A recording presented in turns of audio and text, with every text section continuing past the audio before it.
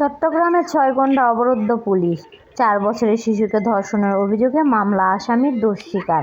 চট্টগ্রাম নগরের বাকলিয়ার ৪ বছরের শিশুকে ধর্ষণের ঘটনা কেন্দ্র করে পুলিশের ৬ ঘণ্টা অবরুদ্ধ করে রাখা ও সংঘর্ষের ঘটনার পর সেই অভিযুক্ত ব্যক্তির বিরুদ্ধে মামলা হয়েছে। আজ শুক্রবার শিশুটির বাবা বাদী হয়ে অভিযুক্ত মনির হোসেনকে আসামি করে বাকলিয়া থানায় মামলাটি করেন। পরে বিকেলে আদালতে হাজির করা হলে আসামি স্বীকারোক্তিমূলক জবানবন্দি দেন। আদালতে তাকে কারাগারে পাঠানোর নির্দেশ দেয়। ধর্ষণের ঘটনায় অভিযুক্ত ব্যক্তিকে আটক করে আনার সময় গতকাল বৃহস্পতিবার বিকেল ৪টার দিকে পুলিশের গাড়ি আটকে বিক্ষোভ শুরু করে স্থানীয় লোকজন। এক পর্যায়ে পুলিশের কাছ থেকে আসামি ছিনিয়ে নিতে চান তারা। এ নিয়ে পুলিশের সঙ্গে সংঘর্ষ ও পাল্টাপাল্টি ধাওয়া চলে। পরে রাত সোয়া ১০টার দিকে অভিযুক্ত ব্যক্তি কৌশলে ঘটনাস্থল থেকে হেফাজতে নেয় পুলিশ। বাকলিয়া থানার ভারপ্রাপ্ত কর্মকর্তা ওসি মোহাম্মদ সুলাইমান প্রথম আলোকে বলেন, শিশুকে ধর্ষণ করার ঘটনায় তার বাবা বাদী হয়ে মামলা করেন।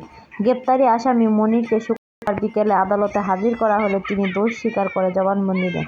ওসি আরও বলেন, বৃহস্পতিবার রাতে পাল্টাপাল্টি ধাওয়া ঘটনায় ৩০ জন পুলিশ সদস্য আহত হয়েছেন। তারা প্রাথমিক চিকিৎসা নিয়েছেন। পুলিশের গাড়ি থেকে ব্যাটারি চুরি ও হামলার অভিযোগে ৪ জনকে আটক করা হয়েছে। পুলিশের উপর হামলার ঘটনায় মামলার প্রস্তুতি চলছে। বর্তমান এলাকার পরিস্থিতি শান্ত রয়েছে। পুলিশ ও স্থানীয় সূত্র জানায়, চেয়ারম্যান ঘাটা এলাকার ৪ বছর বয়সী শিশুকে ধর্ষণের অভিযোগে অভিযুক্ত মনির হোসেন বিকেল ৪টার দিকে আটক করে পুলিশ। তাকে থানায় নেওয়ার সময় বিক্ষোভ লোকজন অভিযুক্ত তাদের হাতে তুলে দেয় দাবি জানায়। এক পর্যায়ে শত শত মানুষ পুলিশের গাড়ি ঘিরে ফেললে পরিস্থিতি নিয়ন্ত্রণে পুলিশ সদস্যরা পিছু হটে অবস্থান করে। এ সময় বিক্ষোভকারীরা বিভিন্ন স্লোগান দিতে থাকেন।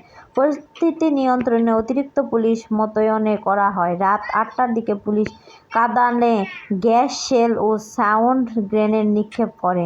এ সময় বিক্ষোভকারীদের পক্ষ থেকে পুলিশের লক্ষ্য করে ইটপাটকেল ছোড়ে। পরে পুলিশ ফাঁকা গুলি